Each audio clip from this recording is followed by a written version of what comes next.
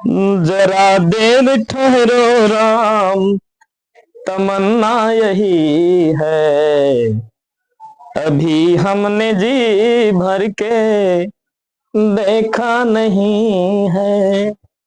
Hello दोस्तों, subject music में आप सभी का हार्दिक अभिनंदन है। और आज मैं आप लोगों को पढ़ाने वाला हूं क्लास 10th, है ना, का संस्कृत। क्या पढ़ाने वाला हूं? आप लोग का संस्कृत होगा ट्यूशन भाग 2, है ना। और यहाँ पर हम देख रहे हैं, आप लोग देख पा रहे होंगे कि 1 2 3 4 5 6 7, है ना। बिहार बोर्ड में इस बार जो मैट्रिक के एग्जाम देने वाले विद्यार्थी हैं उनके लिए ये क्वेश्चन बहुत इंपॉर्टेंट होने वाला है और बहुत ही मोस्ट वीवीआई क्वेश्चन को मैंने यहाँ पर लिख रखा है। और इस तरह के अनेकों वीडियो आप लोग को देंगे जब तक एग्जाम नहीं होगा तब तक में, इसलिए हमारे साथ बने रहिए। और जितने भी हम वीडियो बनाते हैं उसका आंसर देखिए, बहुत ही सटीक आंसर लिखा हुआ रहता है। कैसा आंसर? सटीक आंसर। तो देखते हैं इसमें कौन कौन से हम क्वेश्चन डाले हैं और इसका आंसर हम किस प्रकार सटीकता से लिखे हैं और आप लोग को बताने का प्रयास करेंगे और इसको एक्सप्लेन करके भी दिखा देंगे ताकि आप लोग आसानी से इसे याद कर सकें या आसानी से बोर्ड एग्जाम में बना सकें। ठीक है, तो देखिए पहला क्वेश्चन क्या है। पहला क्वेश्चन हमने लिख रखा है मंगलम पाठ के आधार पर, बोलिए, मंगलम पाठ के आधार पर सत्य का स्वरूप बताएं। किसका स्वरूप बताना है? सत्य का स्वरूप।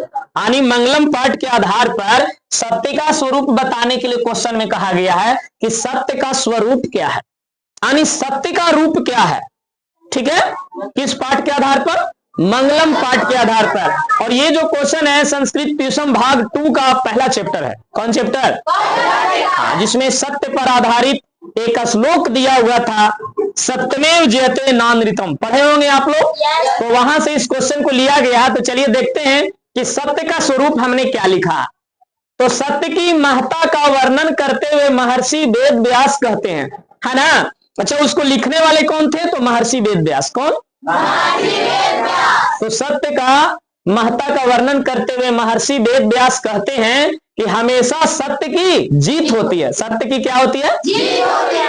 आप लोग देखिए, कभी भी सत्य के राह पर रहिए, हमेशा निश्चय ही आपका क्या होगा? जीत होगा। सत्य के राह पर नहीं रहेंगे तो आप असफल हो जाइएगा।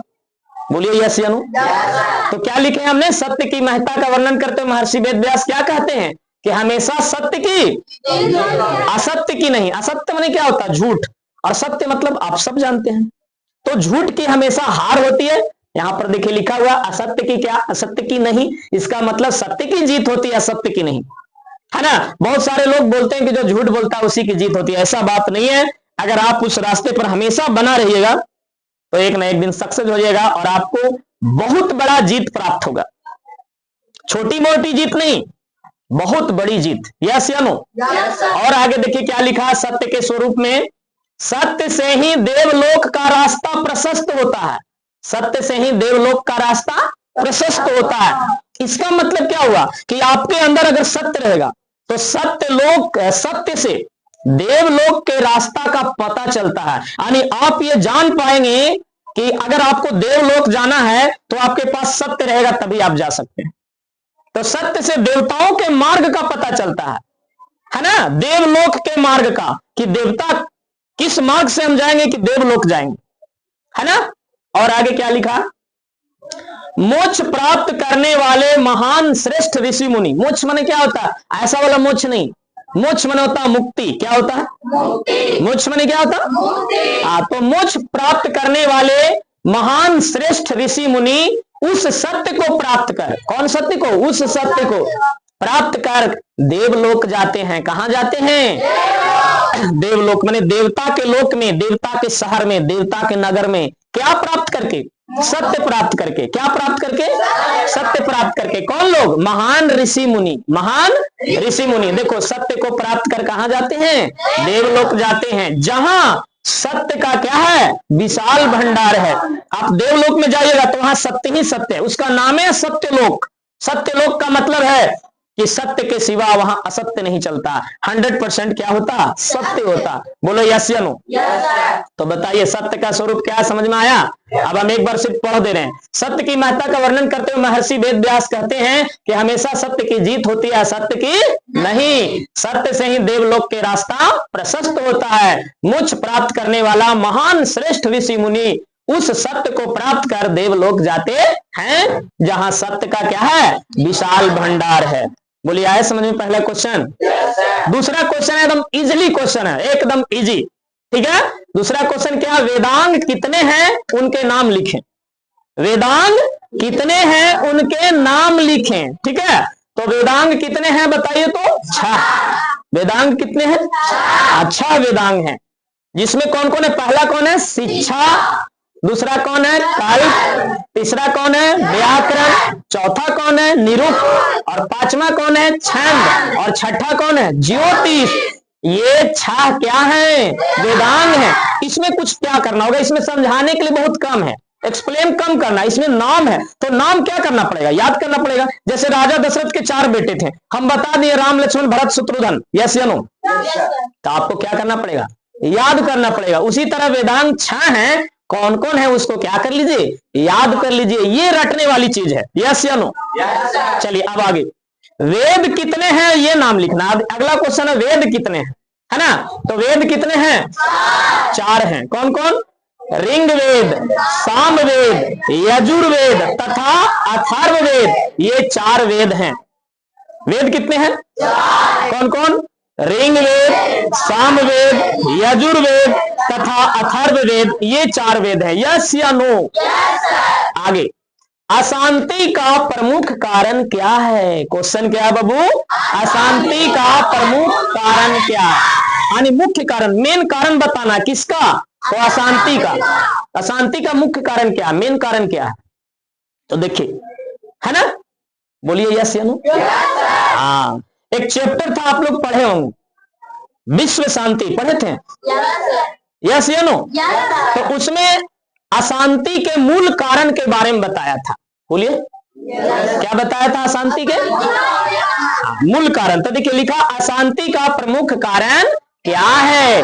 तो देखिए अशांति का मूल कारण क्या होता है? अशांति का मूल कारण द्वेष और असहिष्णुता है। अशांति का मूल कारण क्या है? द्वेष और असहिष्णुता। द्वेष माने होता घृणा, द्वेष माने क्या होता? घृणा होता। और असहिष्णुता का मतलब होता है आप में सहन करने की क्षमता नहीं है, सहनशील आप नहीं है, ठीक है। देखिए अशांति का मूल कारण द्वेष और असहिष्णुता है। वास्तव में एक देश दूसरे देश की उन्नति को देखकर क्या करते हैं? जलते हैं। और क्या करते हैं? घृणा करते हैं। तो घृणा कर रहा यही तो द्वेष है, यही क्या है? ऐसे यहां पर क्वेश्चन कर रहा है अशांति का प्रमुख कारण क्या? तो आपको इतने से 1 नंबर मिल जाएगा। 2 नंबर के क्वेश्चन है तो 1 नंबर यहीं पर मिल जाएगा कि अशांति का मूल कारण द्वेष और असहिष्णुता है। बोलिए समझ में आया? अब थोड़ा सा खाली वर्णन कर दिया गया है। कैसे वर्णन किया गया है? तो वास्तव में एक देश दूसरे देश की उन्नति को देखकर क्या करते हैं? जलते हैं, घृणा करते हैं। यस या नो? जिससे, जब घृणा करता है तो जिससे क्या होता? जिससे असहिष्णुता उत्पन्न होती है। घृणा करेगा तो क्या उत्पन्न होता? और असहिष्णुता से स्वार्थ, असहिष्णुता से तथा स्वार्थ से वैर और अशांति उत्पन्न होती है। तो इस तरह से ये अशांति हम लोग हो जाते हैं। तो अशांति का ये सब मूल कारण है। ऐसे आप लोग से पूछेगा कोई 1 नंबर में कि अशांति का मूल कारण क्या है, तो आंसर क्या होगा? द्वेष और असहिष्णुता। ये ऑब्जेक्टिव में भी पूछता है। कहां पूछता है? और फिर ऐसे क्वेश्चन पूछ देगा कि एक देश दूसरे की उन्नति को देखकर क्या करते हैं? जलते हैं या फिर घृणा करते हैं, ऑप्शन में रहेगा। इसमें और भी क्वेश्चन पूछ सकता है, ठीक ना। असहिष्णुता कब किससे उत्पन्न होती है? तो घृणा से। किससे? और असहिष्णुता से क्या उत्पन्न होती है? स्वार्थ। और स्वार्थ से क्या उत्पन्न होता है? वैर और अशांति। बोलो यस या नो? तो ये आप लोग पढ़िएगा तो मजे से पढ़िएगा तो मजे से याद हो जाएगा, ठीक है। अब देखिए अगला क्वेश्चन है, अगला क्वेश्चन नंबर 5 में आप लोग देखिए। 5वां क्वेश्चन है, अथर्ववेद की मंत्र दृष्टा, अथर्ववेद की मंत्र दृष्टा ऋषिकाओं का नामोल्लेख करें। नामोल्लेख मतलब होता नाम का उल्लेख, है ना। नामों का उल्लेख करें। मतलब क्या था कि अथर्ववेद में मंत्र का उच्चारण करने वाली ऋषि पत्नियां थी। अथर्ववेद में मंत्रों का उच्चारण करने वाली क्या थी? ऋषि पत्नियां थी। बोलिए है ना। एक चैप्टर आप लोग को था, चैप्टर था ना, संस्कृत साहित्य लेखिका। क्या था? संस्कृत साहित्य लेखिका। उसमें महिला लेखिकाओं के बारे में भी वर्णन था। तो अथर्ववेद में मंत्र का उच्चारण करने वाली बहुत सारी ऋषि पत्नियां थी, उनका खाली नाम बताना, उल्लेख करना कि कौन कौन थी। ठीक है, देखिए क्वेश्चन क्या है। अथर्ववेद की मंत्र दृष्टा ऋषिकाओं का नामोल्लेख करें। नामोल्लेख करें मैंने नाम का क्या करें? उल्लेख करें। तो देखिए मैंने आंसर लिख रखा, अथर्ववेद में 5 मंत्र दृष्टा। कितने? 5 मंत्र दृष्टा ऋषिकाओं के नामों का उल्लेख है। और कौन कौन है नाम भी दे दिए हैं। यमी, अपाला, उर्वशी, यमी, अपाला, उर्वशी, इंद्राणी तथा वागाम्भृणी। इंद्राणी तथा वागाम्भृणी, देखो हमको याद हो गया। यमी, अपाला, उर्वशी, इंद्राणी तथा वागाम्भृणी। कौन कौन? यमी, अपाला, उर्वशी, इंद्राणी तथा वागाम्भृणी। ये पांचों नाम आप लोग याद कर लीजिए, बहुत इंपॉर्टेंट क्वेश्चन है ना। वागाम्भृणी ये 5 ऋषि पत्नी है। ये 5 क्या है? ऋषि पत्नी है, जिन्होंने क्या किया था? अथर्ववेद में मंत्रों का क्या किया था? उच्चारण किया था। ऋषिकाओं मतलब होता है ऋषि का पत्नी, यानी साधु सन्यासी का पत्नी। बोलो यस या नो। चलिए अब हम लोग अगला क्वेश्चन की ओर आएंगे। अगला क्वेश्चन है समावर्तन संस्कार में क्या होता है। एक चैप्टर था आप लोग पढ़े होंगे, भारतीय संस्कारा। क्या था? भारतीय संस्कार। तो उसमें से ये क्वेश्चन लिया गया। ठीक है, तो समावर्तन संस्कार में क्या होता है, मतलब ये बताना कि समावर्तन संस्कार क्या है और उसमें क्या होता है। जैसे तुम लोग से पूछेगा कि शादी में क्या होता है, तो बहुत सारा बात बता दोगे कि शादी में ढिकचुम ढिकचुम होता है, हमने डांस होता है। बोलो यस या नो। सबसे पहले यही बोलेगा कि नहीं, तुम लोग बताओ शादी में क्या होता है? डांस होता है और डीजे बजता है। ये सब बच्चा लोग ज्यादा जल्दी बोलता है क्योंकि ये सब करने में उन लोग को बहुत आनंद आता है। लेकिन यहाँ हम लोग ये पढ़ने वाले कि समावर्तन संस्कार में क्या होता है। क्या पढ़ने वाले बोलो तो? देखिए इसका आंसर थोड़ा बड़ा है लेकिन आप लोग आसानी से समझ सकते हैं, एकदम हल्का क्वेश्चन है। देखिए है ना, संस्कार में 12वां संस्कार समावर्तन संस्कार है। आप लोग को ये भी पढ़ाए थे कि संस्कार 16 होते हैं। कितने होते हैं? और 16 संस्कार में 12वां संस्कार कौन है? समावर्तन संस्कार। कौन संस्कार? प्राचीन काल में गुरुकुल से, गुरुकुल किसको कहते हैं? जैसे यहां पर आप लोग पढ़ रहे हैं ना, तो ये इसको अभी क्या कहते हैं? विद्यालय, स्कूल, कोचिंग, ट्यूशन, इंस्टीट्यूट। बोलिए यस या नो।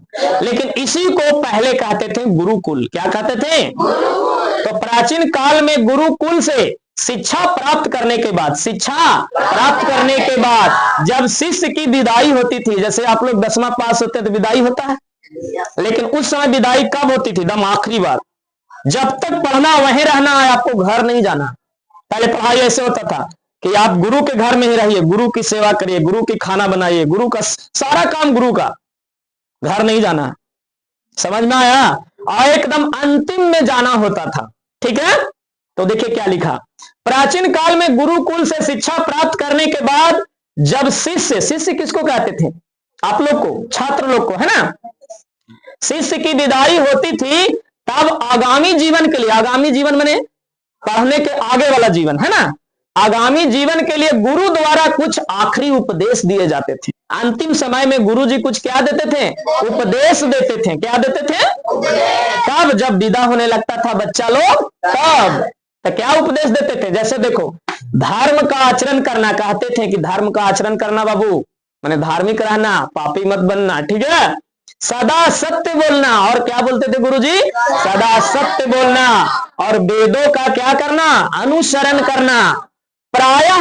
प्रायः ये सब उपदेश दिए जाते थे। इसके बाद वे शिष्य गुरु के आश्रम से निकलकर गृहस्थ जीवन में प्रवेश करते थे। इसके बाद जो शिष्य होता था गुरु के आश्रम से निकल जाता था और वहां से निकल के गृहस्थ जीवन, गृहस्थ जीवन में शादीशुदा, माने शादी करके और अपना घर बसा के अपने घर पर रहने लगता था। समझ में आया?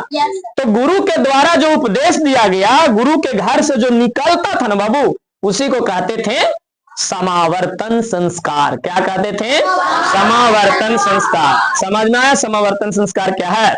फिर से एक बार बोल देते हैं, है ना। संस्कार में 12वां संस्कार क्या है? समावर्तन संस्कार है। प्राचीन काल में गुरुकुल से शिक्षा प्राप्त करने के बाद जब शिष्य की विदाई होती थी, तब आगामी जीवन के लिए यानी आने वाले जीवन के लिए गुरु द्वारा कुछ आखिरी उपदेश दिए जाते थे, है ना। बोलो यस या नो? जैसे धर्म का आचरण करना, सदा सत्य बोलना, वेदों का अनुसरण करना, प्राय ये सब उपदेश दिए जाते थे। इसके बाद वे शिष्य गुरु के आश्रम से निकलकर गृहस्थ जीवन में प्रवेश करते थे। यस या नो? अब देखिए ये वाला जो क्वेश्चन आप लोग देख रहे होंगे, क्वेश्चन नंबर 7, आप लोग को दिख पा रहा है क्वेश्चन नंबर 7?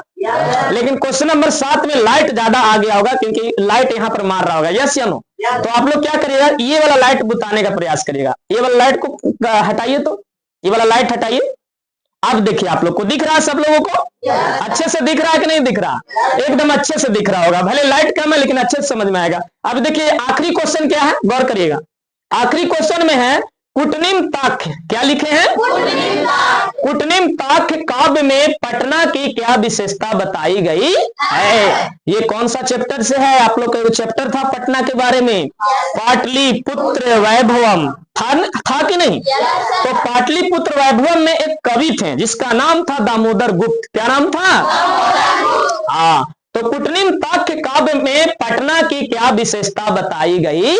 हाँ, कुटनिम ताक्ष में क्या विशेषता बताई गई है पटना का, यानी पटना के बारे में क्या बताया गया है उसके बारे में लिखना है इसमें आंसर। ठीक है, तो कुटनिम ताक्ष काव्य में, कुटनिम ताक्ष काव्य में कवि दामोदर गुप्त, देखो कवि का भी नाम लिखे हुए हैं। कवि कौन थे? दामोदर गुप्त। कवि दामोदर गुप्त ने पटना के विशेषता बताते हुए लिखा, पटना का विशेषता बताते हुए कि पटना पृथ्वी का तिलक, पटना जो है पृथ्वी का क्या है? तिलक, सरस्वती का घर, सरस्वती का घर, एवं इंद्र के स्वर्ग से भी क्या है? सुंदर है।